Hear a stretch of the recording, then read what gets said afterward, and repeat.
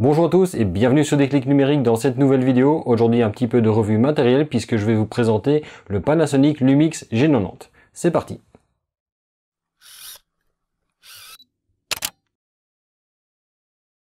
Comme les fois précédentes, cette vidéo est réalisée en partenariat avec Panasonic Lumix Belgium qui m'a donc prêté le matériel que je teste, c'est-à-dire le Panasonic G90, et je vais maintenant vous en faire un petit retour en vidéo. Et si les revues matérielles ne vous intéressent pas, je vous invite donc à passer cette vidéo et attendre la vidéo de samedi qui sera donc un sujet plus classique. Et sinon pour les autres, on rentre dans le vif du sujet. Le Lumix G90 est donc un appareil hybride à capteur micro 4 tiers. Il a pour vocation d'être à la fois un appareil photo, également un appareil bon en vidéo. Et c'est ce qu'on va un petit peu analyser au courant de cette revue. Côté spécification, il est doté d'un capteur micro 4 tiers de 20 mégapixels qui est stabilisé sur 5 axes, qui peut également être couplé à la stabilisation de l'objectif grâce à la technologie Dual IS2. Ce capteur est également dépourvu de filtre passe-basse qui assure une bonne netteté au niveau des photos. Cet appareil est donc équipé d'un viseur électronique de 2 mégapixels de type OLED et également d'un écran tactile OLED monté sur rotule qui peut être orienté dans toutes les directions. Alors côté ergonomie, cet appareil est équipé de tous les réglages nécessaires. On a une molette qui peut être réglée pour la vitesse d'obturation ou pour l'ouverture. Une deuxième molette qui elle peut être aussi employée pour les mêmes réglages, donc soit l'un soit l'autre en fonction des personnalisations que l'on veut faire. On a également une molette de sélection des modes de fonctionnement ainsi qu'une molette à gauche qui va permettre de définir le mode de déclenchement que l'on veut, donc par exemple le mode simple cliché, le mode rafale ou encore le mode photo 4K. Sur le dessus, ce boîtier est également équipé de 3 boutons, un pour la balance des blancs, un pour les ISO et un pour la compensation d'exposition qui sont très bien placés et qui sont facilement reconnaissables de par leur forme qui est un petit peu différente d'un bouton à l'autre. On retrouve également sur le dessus du boîtier un bouton qui sert à déclencher l'enregistrement. Très pratique si on aime ça. Moi pour ma part, j'aurais préféré qu'il soit à l'arrière du boîtier, mais ça c'est une question de préférence. Alors côté connectique, on a un port micro HDMI qui est capable de sortir de la vidéo 8 bits en 4.2.2. On a également un port micro USB 2 qui va permettre à ce moment-là donc de connecter l'appareil au PC ou à ce moment-là de le recharger via une batterie. Alors toujours dans les connectiques, on a également une prise micro qui est très bien située parce qu'elle ne dérange pas la rotation de l'écran. On a également une prise pour le casque qui elle par contre vient se loger derrière l'écran et qui donc si on la branche empêche de tourner l'écran. Et on a aussi un connecteur jack qui permet d'utiliser une commande à distance. Chose très intéressante, toujours côté un petit peu ergonomie et construction, l'appareil est entièrement tropicalisé, ça veut dire qu'il résiste à l'humidité et aux poussières, ce qui est une bonne chose pour l'utilisation en extérieur. Pour les fonctionnalités et donc principalement côté photo, on retrouve tout ce qu'il y a de plus classique dans la gamme Panasonic. On a donc un autofocus qui est basé sur la technologie DFD de Panasonic qui fonctionne particulièrement bien. On a aussi toutes les fonctionnalités de photo 4K qui sont présentes. On a également toutes les fonctions de bracketing, que ce soit d'ouverture, d'exposition, que ce soit de mise au point ou même de balance des blancs. L'appareil dispose aussi du Wi-Fi et du Bluetooth intégré, ce qui vous permet de le piloter depuis un smartphone ou depuis une tablette sans aucun problème.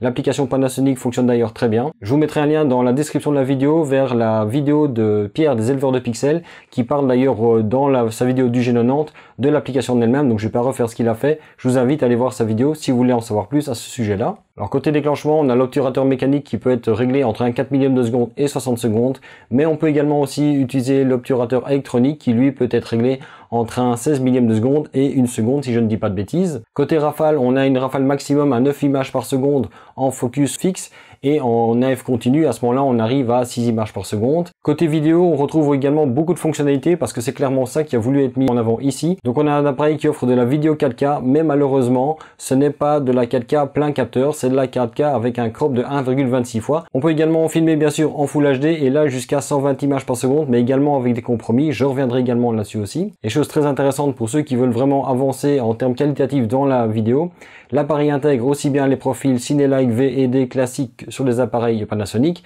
mais aussi le V-Log-L, qui est donc un profil colorimétrique ultra plat, qui va donc permettre de capturer des scènes avec des très grandes plages dynamiques pour essayer de récupérer un maximum d'informations. Voilà donc pour les caractéristiques de l'appareil. On va maintenant passer à ce que je pense de cet appareil. Et donc pendant mes explications, je vais également vous passer des images et des vidéos qui ont toutes été prises avec cet appareil, donc avec le Lumix G90, de manière à ce que vous puissiez vous faire une idée de la qualité de l'appareil. S'il y a un élément sur lequel je n'ai strictement rien à dire sur cet appareil, c'est son ergonomie et sa construction. Le boîtier tient parfaitement en main, aucun problème, il a un grip suffisamment important, on le tient très bien. Les boutons sont placés de manière très judicieuse, il est équipé de tout ce qu'il faut pour les réglages. Son écran fonctionne particulièrement bien, l'avantage aussi c'est que la prise micro est bien située, elle n'empêche pas la rotation de l'écran. Petit bémol quand même, c'est que la prise casque, elle se trouve toujours derrière l'écran et donc si vous branchez un casque sur l'appareil pour avoir un retour du son, dans ce cas-là, vous n'arriverez pas à tourner l'écran complètement. La tropicalisation est également un point que j'apprécie beaucoup, parce que ça veut dire que dès qu'il y a quelques gouttes, on n'est pas obligé de ranger l'appareil. Par contre, au niveau de l'utilisation des boutons, il y a un petit détail, mais ça c'est un goût personnel, comme je l'ai dit là tout de suite, le bouton d'enregistrement vidéo se trouve au-dessus. Pour ma part, j'ai tendance à le préférer à proximité du viseur électronique, simplement pour pouvoir appuyer dessus avec le pouce. L'autonomie du boîtier, elle, est très bonne, je n'ai aucun problème, j'ai pu l'utiliser pendant plusieurs heures sans arrêt, que ce soit en photo et en vidéo, j'ai vraiment eu aucun problème d'autonomie. Alors côté performance, en photo, malheureusement, je n'ai pas pu tout analyser. Je vous montre des images pour vous montrer de quoi il s'agit, mais le truc c'est que l'appareil, c'est un appareil de pré-production que j'ai eu en main.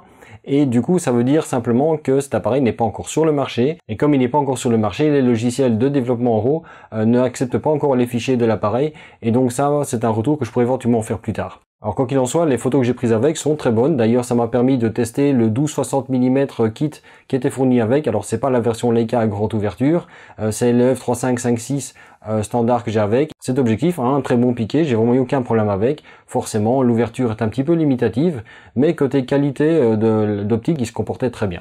L'autofocus se comporte très bien, je n'ai pas eu de soucis majeurs. Bon, forcément, c'est une technologie à détection de contraste, donc il arrive par moment que l'autofocus pompe un petit peu quand vous êtes sur une zone où il n'y a pas de détails. Mais ça, c'est une particularité des systèmes à détection de contraste. Chose que j'ai beaucoup appréciée, c'est aussi la disposition des boutons de balance des blancs, ISO et compensation d'exposition qui sont vraiment très bien placés. Une fois qu'on a pris le coup, on suffit d'appuyer sur un bouton, de régler avec la molette pour y accéder, ça fonctionne très bien. Je l'ai pas précisé, mais vous avez également à l'arrière une autre molette qui elle également va vous permettre donc de naviguer dans les menus ou alors justement de rajouter un réglage complémentaire. Donc au final, vous avez 3 molettes, ce qui est largement assez dessus. Alors pour la photo, j'ai pas beaucoup plus à dire parce que ce boîtier se comporte en fait comme les appareils que j'ai déjà testés de la gamme Lumix. Je n'ai pas trouvé de particularité, aussi bien en mal qu'en bien. À noter qu'il incorpore tous les profils d'image type de Panasonic, y compris les L monochrome et L monochrome D, qui permettent d'avoir donc des rendus noir et blanc très contrastés et très profonds. C'est d'ailleurs ceux-là que j'ai employé pour les noirs et blancs que vous voyez défiler dans la vidéo.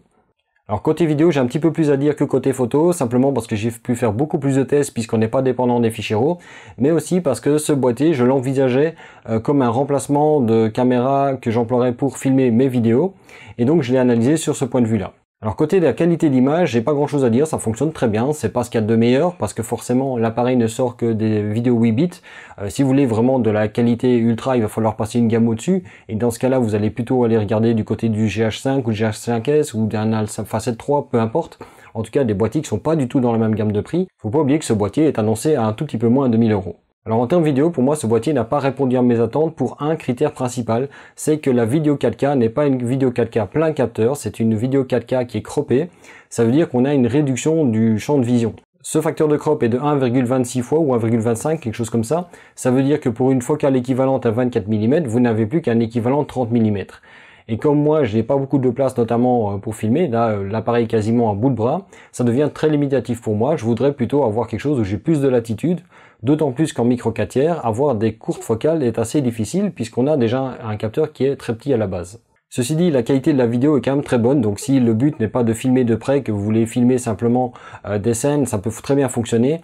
Mais pour une utilisation de type vlog, je pense pas qu'il soit adapté. Malheureusement, c'est sans doute la seule chose pour laquelle ce boîtier ne fera pas partie de mon équipement. S'il avait eu la vidéo 4K plein capteur et donc sans facteur de crop, je pense que cet appareil, je l'aurais acheté simplement pour tourner mes vidéos YouTube. Il a bien sûr beaucoup de points forts en vidéo, mais je pense qu'il y a toujours aussi un mais derrière.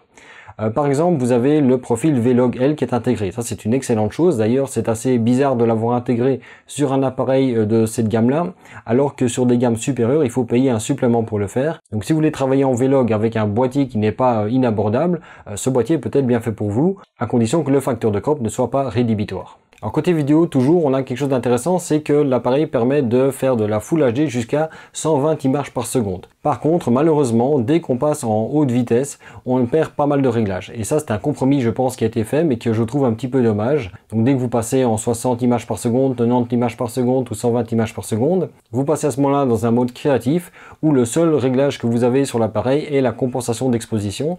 Vous ne pouvez plus régler l'ouverture, vous ne pouvez plus régler la durée d'exposition, et vous n'avez plus non plus la capacité d'utiliser l'autofocus. Vous pouvez uniquement vous baser sur le focus manuel, ce qui n'est pas toujours évident.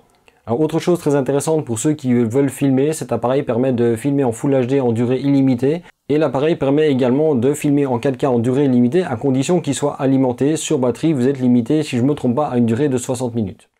Donc si je devais un petit peu récapituler les points forts et les points faibles de l'appareil, au niveau des points forts, il a une excellente ergonomie, une excellente construction.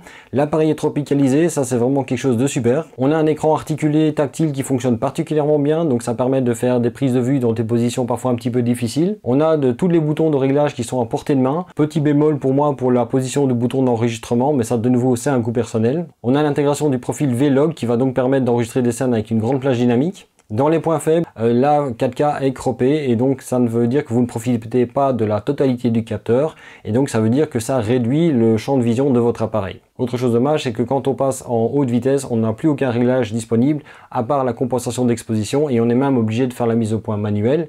Maintenant, je suppose que ce sont des choix commerciaux qui ont été faits parce qu'on ne peut pas proposer un boîtier à moins de 1000 € avec les mêmes fonctionnalités qu'un boîtier comme le GH5 qui coûte deux fois et demi son prix. Pour conclure, je vais donner donc mon avis sur ce boîtier. Si je mets de côté mes besoins en termes de vidéo pour la chaîne YouTube, à ce moment-là, ce boîtier fonctionne quand même très bien. Là, au niveau photographie, il n'y a rien à dire, il fonctionne parfaitement bien. Il n'est pas exceptionnel en soi, il n'a rien de particulièrement phénoménal de ce côté-là, mais il fonctionne très bien.